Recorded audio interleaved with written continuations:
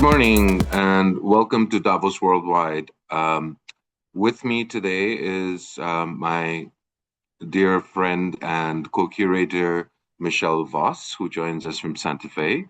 Um, Welcome to day two of Davos Worldwide's conference on the climate initiative with COP30.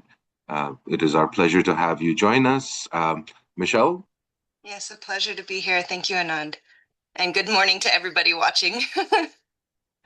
Yeah, so today we have some wonderful panels across the board, and we are looking to bring forward even more new thought leaders into this. And with that, I'm going to turn this over to the next moderator, and the next moderator is going to be um, Michelle, is going to be Isabella. And if we can bring her up.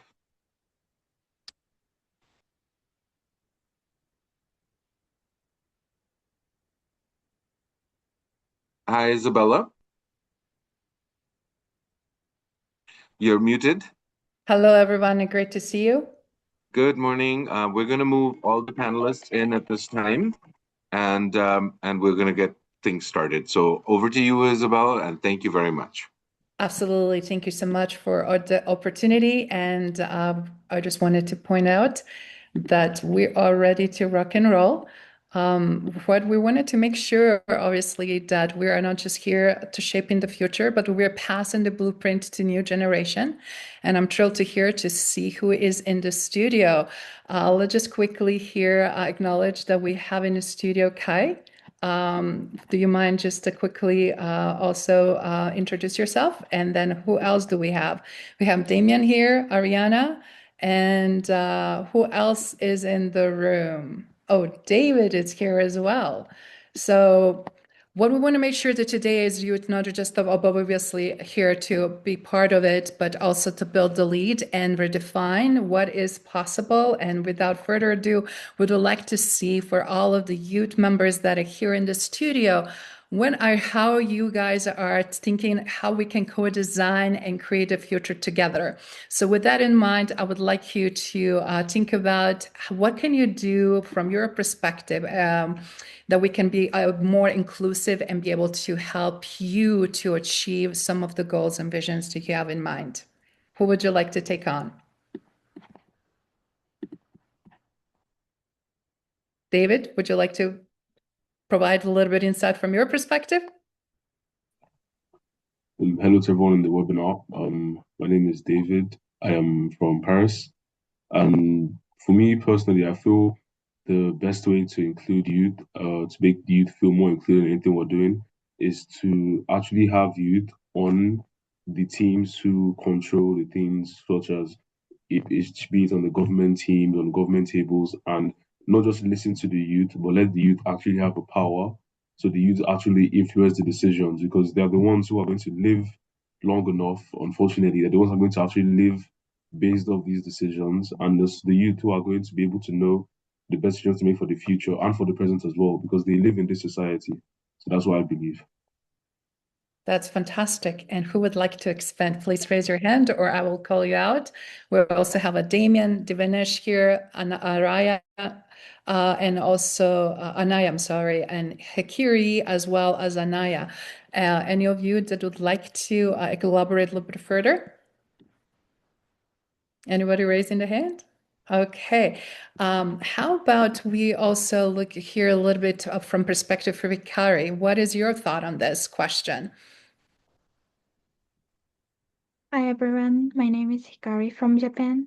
For my perspective, every young person deserves our praise where their voice is trusted and their potential is seen. So through my projects, I've learned that um, when youth read, we bring honesty, creativity, and urgency that make solutions stronger. Thank you.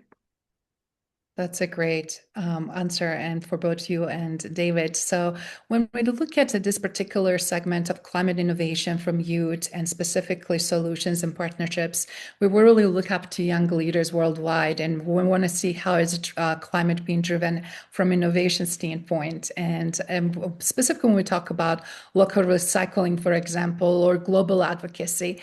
Can you please a little bit share about some of the ideas that you may have and how do you see you can contribute to real impact? Can we hear from someone here on that question? Damien, would you like to take that one on? Sure, I'll go ahead. So I'll just introduce myself real quick. My name is Damien Matthews in the 11th grade from Good Shepherd International School in India. I'm someone who loves building things, whether community events like a 600-person walkathon for diabetes, scaled sustainability initiatives, or cool STEM projects. Ultimately, I want to engineer solutions that make communities healthier, more sustainable, and more human-centered. Now, going into that, let's talk about the initiatives that we need to look towards when we look at including youth in these certain projects that we're looking forward to. So I think that we need to ensure that youth need to not only be included in the room, but also have a voice at the table, ensuring that youth are not just voices that are heard, rather voices that are listened to. And not only including them as people who are heard in policies, but they're the future policymakers. I think that um, many policymakers who do look down on youth as just immature need to look and see that we bring a mature perspective to today's problems, and that we do have a very nuanced perspective on today's uh, climate realm. And growing up in Uti, especially, so I live in a hill station in the Nilgiris, and I've grown up in Uti where climate vulnerability is real. Landslides, water stress, biodiversity pressures. Co-design means my voice isn't just representing youth, but representing a fragile ecosystem that, well, it can't speak for itself. So I think a few of my existing initiatives would also uh, give for some examples here. So my work with an award called Eco Schools, it's an international award that's recognized in above around 70 plus countries, I think. And this has encouraged me and my team here at school to look to improve the sustainability practice in our school. So what we've basically done is we've mapped the biodiversity around our school, looking at different plant species, conducting regular water audits, looking at our energy usage as well. And then based on that, we've, along with an eco committee, we've come to a lot of solutions. And our the collaboration between the eco committee and our school's environmental club, we're looking at a lot of new initiatives, such as new apps and a lot of STEM innovations as well. When it comes to generating energy and energy usage. And yeah, that's pretty much it from me. That's I hope I fantastic. didn't talk too much. Thank you so much for sharing, and we will definitely have opportunity for others to share, but it's so great to see your passion and drive and how you look into this solution from multi-pronged approach. Would love to hear from Ariana, and one of the questions, I know you've been working on something really amazing yourself, is how do you see the policy or schools initiatives can really make a change, and first, and why, and what have you been doing that is definitely contributing and anticipating a bigger impact from your perspective? Hello everyone, my name is Irina Gavorskaya. I'm a student of Gymnasium number 22 of Minsk City, Belarus, and a student of National Children Technopark. Now I'm working on a major project, development of urban-resistant bacterial biopreparation for environmental applications. The things that I would really like to change in the school system in Belarus, and I think it can be leaded even worldwide, is that sometimes some teachers are being respected more than young people are respected. I know some things that when my friends did something that wasn't like liked by our teachers, they go to administry and said something, and my friends being said that they can't do that, but it was but it was legal in our school and it was legal in our country. So the thing that I really want to change is to democratize the school system in Belarus. As you know, young people can't work without elder one. If we want to so create the future, we need to work in a collaboration. If we want to aim high, we need to work together strong and valuable to shape the future. Fantastic. Way to go. And we're now going to go to Divanish. I know you've been leveraging technology as well, also impacts implications, obviously, in addition to future generation and innovative solutions. How do you see is a technology helping or hurting? And then how can be more inclusive and how can produce those equal opportunities and fulfill what you're trying to achieve and sustain? Hello, good morning. My name is Divyanshi Agarwal. I am from India and I'm 14 years old. So, first of all, I'd like to begin by a quote from Roosevelt. There is a thing called we cannot always build a future for our youth, so we must now start building our youth for the future. One thing that truly astonished me while I was studying in the past few years was that, as we know, the youth population in India is a lot. There is 27% of the population in India is youth as of now, and 42% of the global population is youth as well. But the astonishing part is that out of such a great population, only 1.65% of them are parliamentarians. Only 1.65% of them have a place in the parliament where the actual policies are made. I truly agree with Damien on that point that apart from just having our voices heard, we need people who can help us shape our ideas into actions. Because without actually turning our ideas into actions and workable schemes, they're just that. They're ideas, they're thoughts. They're just seeds that without watering them, we cannot actually go further. And in the present scenario, we, the youth, can play a major role because we are the ones who are at the front line of all the crises. India, being India, is at the heart of all these natural crises, as well as being bestowed with many of nature's gifts. We also suffer from many of the hurricanes, floods, landslides. Recently, I went to Orissa. That is not my hometown. There I witnessed such disastrous hurricanes that it truly put me into wonder that how is it possible to survive in such areas and how can we actually improve the lifestyle of such areas? Because the people living there are the ones, are the stakeholders that truly know what it is like living there. They have the actual real life experience of living at such places. We must take into account all of their voices. And one thing I truly feel in India and all over the world, one thing we do have are youth parliaments, the national youth assemblies. But why just stop at youth parliaments? Why can't we have youth in parliaments? Because after all, the parliaments are the real places where the laws are formed. So why just stop at youth parliaments? We can have our voices, we can have representation in the actual youth.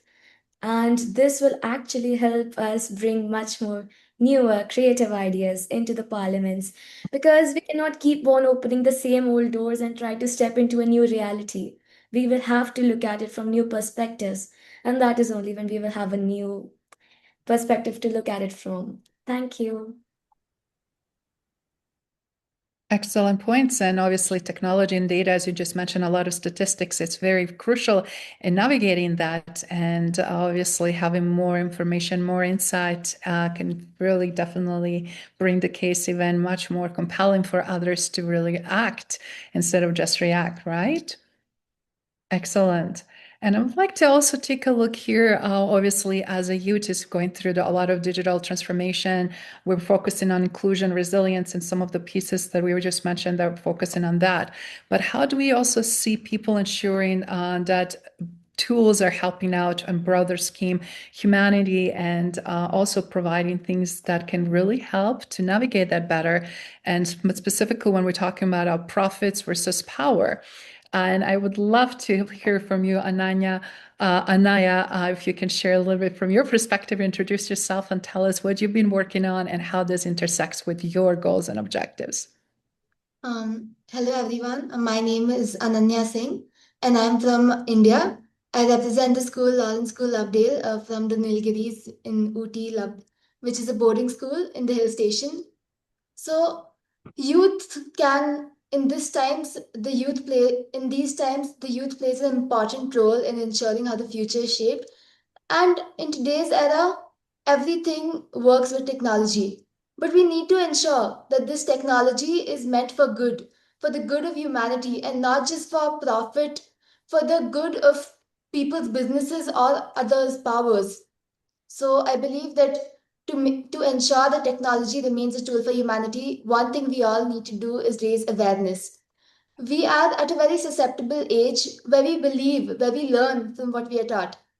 So raising awareness, telling people what are the constructive uses of social media and technology can really help make the technology a better tool for the good of humanity.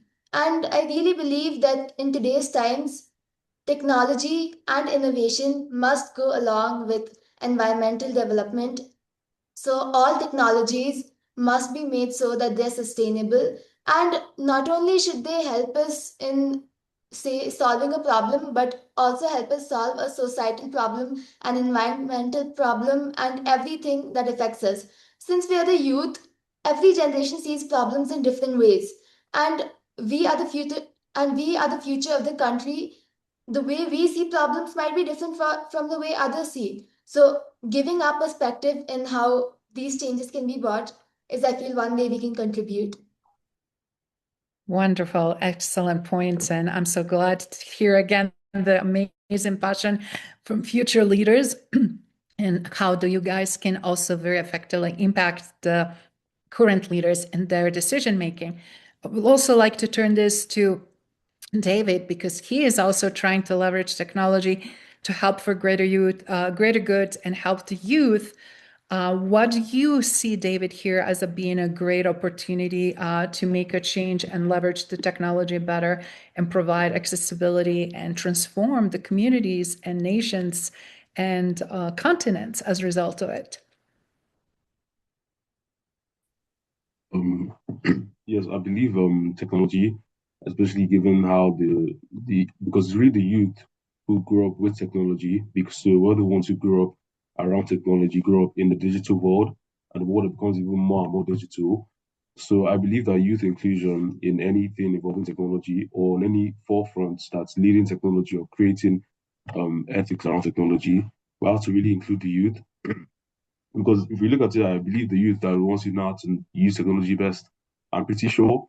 I remember when I was younger, about 9, 10, I definitely know I knew how to use a smartphone better than most of the adults in my area. So I believe it's the people who use these every day and will continue to use every day who have to be involved in controlling anything that has to do with these.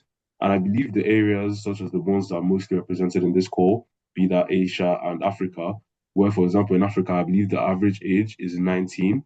But if we look at the people who are handling the technology, the distribution of technology, or how technology is being powered, it's people that are usually in their 50s and their 60s who don't really use technology. So I believe we'll have to start putting youth more on this forefront and giving them exposure to technology.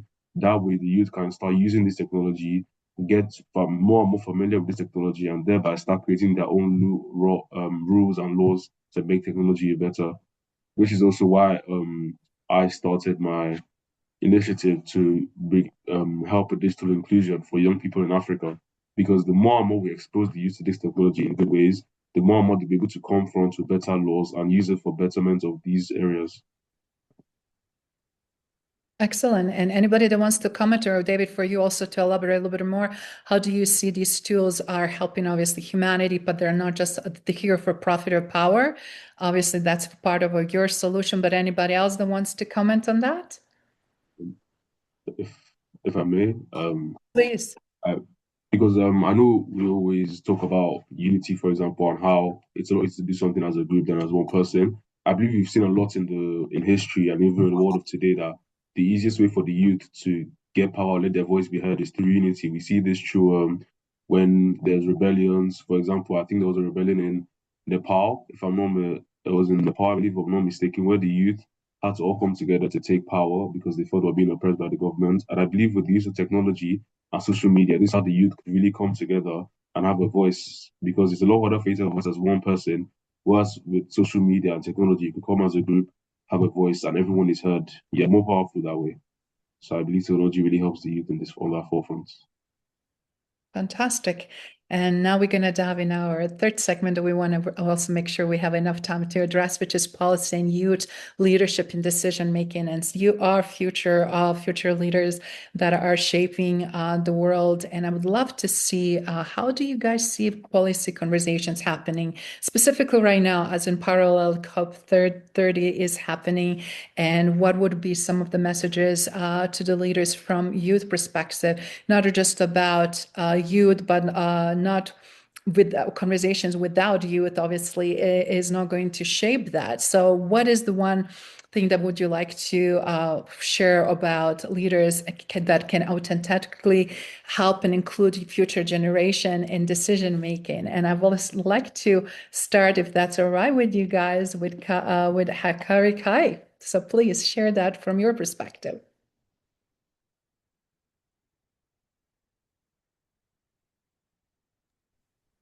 Okay, from my perspective, I believe policy making should never be something done about young people. It must be done with us. Young people understand emerging challenges from digital inequality to climate anxiety in a very real and personal way. That lived experience gives us insights adults often miss. Through my work with youth media called Vlog and youth communities, I've seen that when young people participate early in the process, policies become more inclusive, more practical, and more future-oriented. Youth leadership in policy doesn't mean replacing adults. It means co-creating with them, sharing power, bringing new questions, and designing solutions that reflect the world we will actually live in. And okay. No. Please continue. If you have an additional comment, please. I believe readers should shape the future by creating systems where everyone, especially young people, can contribute. The best readers are not those who control every decision, but those who open space, share responsibility, and trust new voices. That's all. Excellent. And now in the short sentences, I would love to hear from all of you, specifically around what would be the message that you guys like to, as a youth, share to leaders of COP 30. They're going to have a chance to see this conversation and dialogue that we're having right now to springboard dialogue in the future. So let's start with you, Ariana, if you don't mind sharing from your quickly perspective in one sentence or two, and we can go to Damien next. Okay, thank you for this opportunity. I would really like all the business leaders to understand if we want to shape our future for the better, we should understand that we should so design our future. For me, so designing means that all generations are working in close collaboration, truly listening and respecting each other. Young people bring new ideas and fresh minds to our world. They are able to do everything because they're so highly motivated.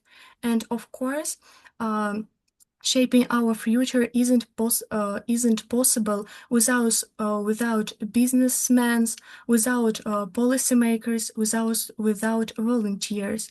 So if we want to aim high, we have to work together, so we'll be able to make real changes. Requires everyone working together. Brilliant. Thank you so much. How about you, Devanish? Yes, ma'am. So regarding this, I had a point for the previous segment. I really have an idea regarding how we can go realistically, regarding how can we involve the youth in the realistic policy making and how we can incorporate their ideas. Now, in every school, I think there is a cabinet. Now, that cabinet consists of the student body leaders who work towards the school's development and coordinate with other people from the school. So we can actually involve that cabinet who take ideas from the rest of the school, who give their own ideas. We can incorporate that with the state governments. And with that, we can form resolutions. And those resolutions, when combined, they can actually affect the actual real life policy making. And the ones that are truly astounding, the ones that can make a change, can go to UN and EU and other such bodies. This is truly helpful because if we want to go about this realistically, we cannot have each and every one person saying, but at a local, at grassroots levels, we can have such bodies which will help us to share our own ideas, to ideate, to create, and to innovate at our own levels. Now, as to what I believe business leaders should take from this, for that, I truly feel that they should improve the accountability and the transparency because in today's times, the youth needs to hold accountable the people who are making the products, who are making the services that they are the stakeholders of. They are the ones who are getting affected by them. And so they must be able to hold them accountable. This goes for any service, for any government, and for any business as well. Thank you. Appreciate it. I just want a quick sentences. I appreciate it. Again, I want to give a chance for everybody to share. Arena, you raised your hand. Go ahead. Yes, I would really like to add that every businessman and every policymaker should understand that if we want young generation ideas to be made, we young generation should have place where these ideas can be realized. So we should think about that. As a parting, I can tell you about National Children Technopark in Belarus. It was invested by different big companies, Belarusian. So it is a place where every child can get and to have an access to a really good laboratory, to free access to really skillful mentors, and access to all of the equipment that is needed to realize their project. So my message is that if we want to make our ideas come true, we should invest in young generation. Brilliant. Thank you so much. Again, we're getting close to our time up, but I wanted just to give quick comments for everybody that raised the hand. Anaya, please share your perspective. Yes, ma'am. To all the business organizations and business leaders watching this, I would like to tell them that businesses in this era must work with the youth. Yes, many youth have started taking participation in businesses. This is because youth have new ideas. This generation is a very observant generation. They can see the problems, they can identify them, and find solutions where no one could have thought that they would have been there. So, yes, business leaders should involve youth in decision making positions in today's era. Thank you. Beautiful. David. Hello to my message to all the business leaders watching today. I think my message is that we should please try to invest in the youth as partners, not just as beneficiaries. So be it the small resources, mentorship, or even access to tools, because this could lead them to creating stuff that become large or scalable community impact.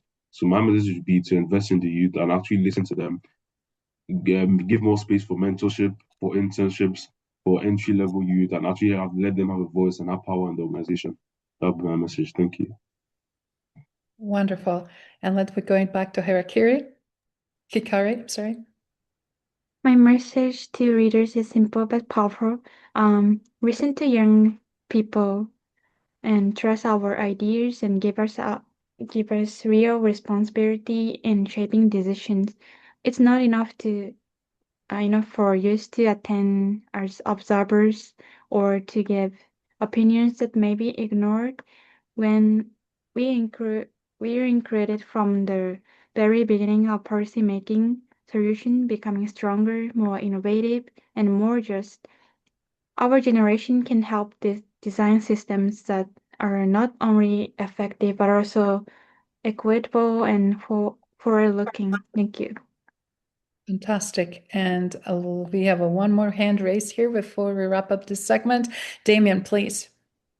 All right. Okay. So from my perspective, I want to help build a future where youth from every community, including spaces like the Nilgiris, lead sustainability efforts that protect both people and ecosystems. And my message to business leaders is that youth are not just consumers, and we're not just stakeholders either. We, just like the topic is, we are co-architects of the future, and we need not only a seat at the table, but to also be the architects of that table and see and redesign the way that our voices are heard, our voices are interpreted, and the way our ideas are implemented and perceived by current policymakers. And I'd also like to add on that uh, businesses that are looking to include the youth need to also leverage our prowess in technology, and especially our tech savviness, like David also mentioned. We should also encourage businesses to leverage technology ethically with the support of youth. Businesses uh, leveraging the youth's tech savviness to to understand that technology and sustainability go hand in hand, creating tools that amplify youth-led initiatives in education, sustainability, and community health.